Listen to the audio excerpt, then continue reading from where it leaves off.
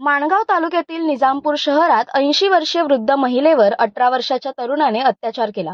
या प्रकरणी 20 डिसेंबर रोजी माणगाव पोलीस ठाण्यात गुन्हा दाखल झाला आहे। त्यानंतर माणगाव तालुक्यात या घटनेच्या विरोधात तीव्र पडसाद उमटत आहेत। त्यातूनच निषेध मोर्चा काढण्यात आला। निजामपूर शहरातील समस्त महिला भगिनी व त्यांच्या साथीला विविध सामाजिक संघटना आणि निजामपूर ग्रामस्थ यांच्या माध्यमातून निजामपूर शहरात 22 डिसेंबर रोजी काढण्यात आला। या मोर्चात आरोपीला फाशी द्या, कडक कारवाई करा अशा मागणीच्या घोषणा देत हा मोर्चा पीडित महिला यांच्या घरापासून थेट ITI निजामपूर ते निजामपूर बाजारपेठ, सोमजाई मंदिर निजामपूर, श्रीराम मंदिर निजामपूर असा पार पडला।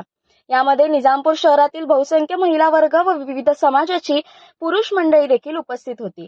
यावेळी निजामपूर येथील प्रकरणी प्रशासनाने संबंधित आरोपी विरोधात योग्य ती दखल न घेतल्यास या आंदोलनाचे उग्र स्वरूप माणगाव तालुक्यातच नव्हे तर संपूर्ण रायगड जिल्ह्यात दिसून येईल असे मत या मोर्चा आंदोलनात सहभागी झालेल्या निजामपूर वासियांनी प्रसार माध्यमांशी बोलताना सांगितले आहे।